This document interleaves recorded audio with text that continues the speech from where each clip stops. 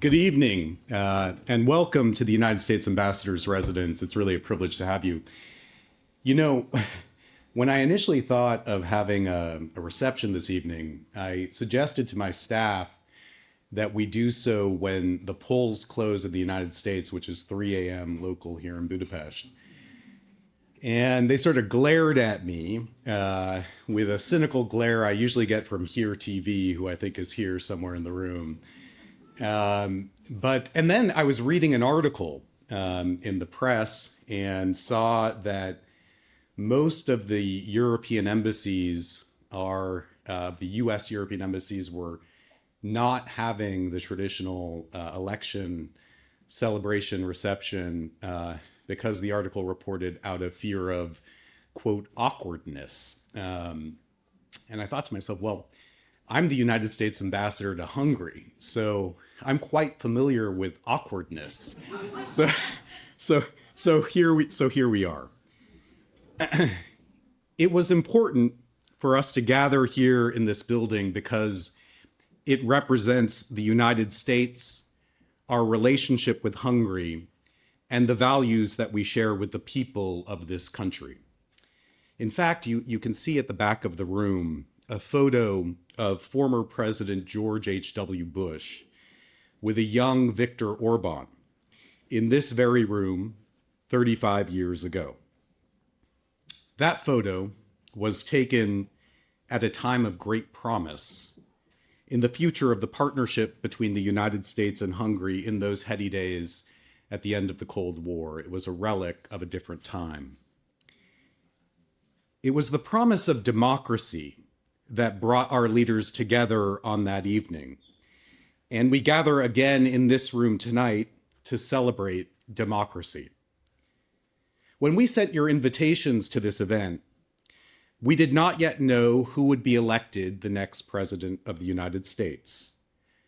Tonight, you were invited to a celebration of democracy, not a celebration of a particular candidate's victory. While you might have thought that I would prepare two versions of this speech, there was only ever one version with one message, regardless of who won. Democracy must be protected by our leaders and our peoples because it is sacred, it is fragile, and because it is the basis of the bonds between the people of Hungary and the United States. In a democracy, elections matter, but they are only truly meaningful when they are competitive. And this election was most certainly that. Voters had a clear choice between competing candidates with extraordinarily different visions for America and America's role in the world. We have seen a vigorous public debate of both. I always take pride in the fact that as a senior national security official of the United States government, I don't do politics. For those of you who asked me my thoughts and predictions tonight, each of you heard the same answer. I represent the United States of America, not a political party within it. And I don't comment on partisan politics ever. Because we believe that our foreign policy, our predictability as a partner and an ally, is best served by a nonpartisan approach to national security policymaking. We swear an oath not to a person, not to a government, but to a constitution, to something far greater than any individual, any leader, any party. Now, no one who has followed my service representing the United States of America in Hungary would accuse me of being afraid to speak clearly about things that matter. I can assure you that won't change tonight. Because the consequences of this election for America, America's role in the world, and for our shared future cannot be underestimated. Two candidates with very different views competed for support. In addition to deciding the next president of the United States, something else that also matters greatly has changed over the course of this election: Hungary's relationship with the United States. And that is where I will focus my remarks, because that is why we are here. Prime Minister Orban treated this election like a card game at a casino, and he placed a very big bet. Whether he believes that he won or lost this hand, he was gambling not with money, but with the US-Hungary relationship, a relationship that has been altered by his gamesmanship. The damage caused runs deeper than a 4-year term of a president because it is rooted in an impulse to transform something big and lasting, a relationship between allies, between strong nations, into something smaller and fleeting.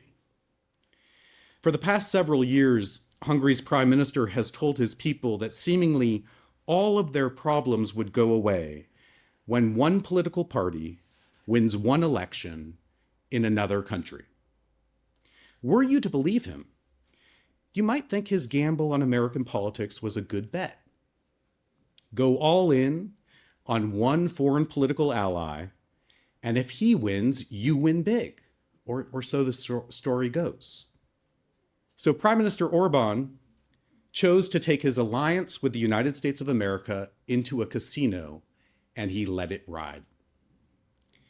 But staking something big and permanent on something finite and temporary isn't just risky, it's reckless. And win or lose the hand, it comes with a cost. It's staking Hungary's future on someone else's election, putting Hungary's fate in the hands of non-Hungarians. It is gambling with the alliance that secures your safety like a stack of chips in a game of poker. But the chips this country's leaders are playing with are not theirs alone. Ultimately, it was Hungary's relationship with its allies that was wagered. Win or lose a single hand, do you really think that the choice to make this bet will not affect how the United States, over the long term, understands Hungary's commitments to its allies, to the alliance, to the United States?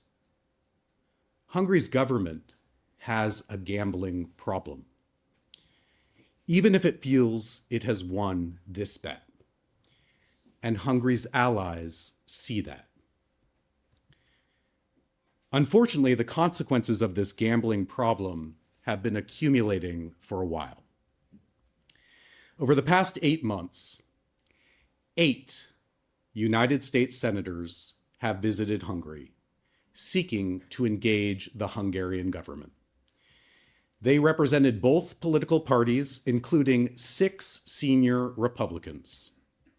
They came here, like President George H.W. Bush did so many years before, to offer the partnership and support of the United States and to speak clearly and honestly about our relationship. But the Hungarian government refused to meet with any of them because the government knew what they would hear from these distinguished Republican senators: unified and bipartisan concern about Hungary's policies and actions. When a government has grown accustomed to not having to face competition or questions or criticism domestically, is it any wonder that they shy away from difficult conversations even with their allies? Whatever the government's reason, this was the result.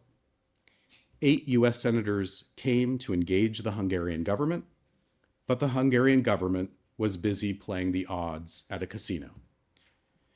And just last week, as ambassadors from Hungary's NATO allies gathered to discuss the security implications of for the alliance of Hungary's economic neutrality policy, the Hungarian government was nowhere to be found. Its foreign minister was busy preparing to spend the next day with his Russian and Syrian counterparts in Belarus. We can speculate on the reason, but again, this was the result. Hungary's allies gathered to engage the Hungarian government, but there was no one to engage. They were busy spinning the wheel and hedging until, well, today. The gamesmanship is not new. On my very first day in Hungary, when I stepped off the airplane from the United States, the government sent an unusually junior official to greet me. I didn't notice. It was an attempted slight that went totally unnoticed by the United States, but speaks volumes about the grandiose smallness of Hungary's approach to its allies. The Hungarian government may think snubs are wins, but we don't treat our relationship like a game. We aren't playing. Prime Minister Orban's allies continue to land at the Budapest airport, whether United States ambassadors or United States senators, ready to engage our ally on serious issues in our relationship, but the Hungarian government has been too busy hedging rather than doing the work. Such small games are beneath a great country that gave the world principled icons like Kossuth and Széchenyi. Whether the Hungarian government thinks it won or lost these hands, or its reckless gamble on an election that could have gone either way, the Hungarian people must recognize what has been lost in placing these bets to begin with. Because the act of gambling a relationship incurs a cost of its own, regardless of the outcome. An alliance between nations is bigger than any single election, any single prime minister, any single president. It is a lasting investment in the shared fate and future of our countries. To be maintained, it needs to transcend the political ups and downs. In other words, it needs to be bigger than politics. An alliance isn't a casino. It exists to protect us against risk, not to court it. It demands more serious treatment than bluffs and gambles and hedges or spins of the wheel. Gambling with our alliance in the long run will always be a losing proposition. Fundamentally, our countries and their futures are bound together because we are allies. And we are allies because we trust each other. Alliances are based on long-standing commitments and lasting trust. They are the very opposite of a risky bet. No relationship, no alliance between our people or nations can for long survive and thrive when a gambling problem masquerades as a clever strategy, when reckless disregard supplants trust. So, tonight, at this celebration of democracy, in the same room where your prime minister once sat with my president, to dream of a shared, democratic, prosperous, secure, and free Hungary, let's remember that a vibrant democracy only remains such if its people and their leaders value and protect it. The same is true of an alliance. For those of us who care about Hungary and the United States and the relationship between the two, for those of us who care about our alliance and its success, and for those of us who care about democracy and are committed to its advancement, there is only one way forward. Our leaders, our peoples must value what we have and protect it, lest we lose it. Because the many challenges before us demand that we face them together, not recklessly, but reliably and respectfully as allies.